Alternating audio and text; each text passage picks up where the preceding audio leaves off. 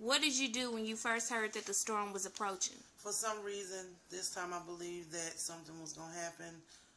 The government was pretty adamant about us leaving. So our original plans were to stay home.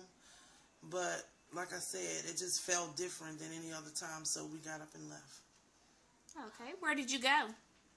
To Macomb, Mississippi. Is actually like an hour and 30 minutes away. But it actually took us 8 hours to get there due to the congestion on the interstate. Everybody was trying to leave. I never seen or experienced anything like that before. Why did you choose Memphis? Well, actually, I was in Macomb, Mississippi, and there was no job advancements or anything like that.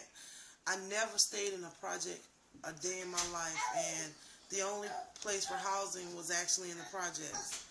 And that wasn't the kind of lifestyle I was used to. So what I did, my sister moved to Memphis a year before me. So I just decided to come here for a better opportunity.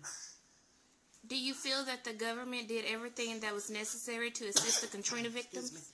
No, I don't believe that they did enough. I mean, they can send food to, you know, the country that we feuding with, and it took them 2, 3, 4 days, almost a week for them to provide food for our own citizens. So I don't feel like they did 2% of what they should have done. Do you know of anyone that didn't make it through the storm? Actually, I do. I had a neighbor who stayed 2 doors down from me, and we asked him to leave, but like many New Orleans residents, they believed that nothing was going to happen. So he didn't want to leave. He was waiting on his sister to come. She never showed up, and when we went back, we heard the news that he didn't make it. Tell me the difference before and after Katrina.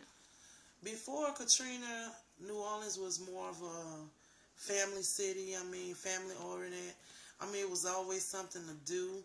Like me and my family, we got together all the time and, you know, did family things. And now, you know, we're all over the world.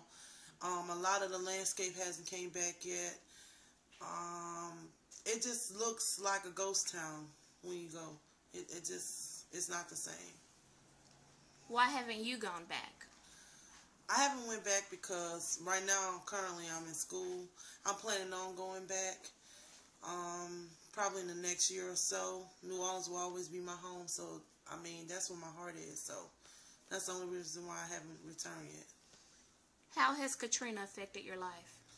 It affected my life a lot. I mean, some people it helped. Like a lot of people that didn't actually have anything. Before the storm, they were, you know, given a large sum of money, some people, and they were able to get on their feet. But me, I was financially stable before Katrina, and like I said, I had to live in the projects. I never did that in my life. And then, you know, being on food stamps, and it was just, I'm not saying anything is bad with that, but that just wasn't my lifestyle. Emotionally, it did a lot to me. I've learned something from it, though. I learned that material things don't mean anything. I mean, everything I thought I needed was destroyed. Excuse me. But the one thing that I'm happy about is that all of my family members made it. I now have a peace of mind. I know how to make it without just what I need instead of all of the things I thought I needed. So, okay. Thank you. You're welcome.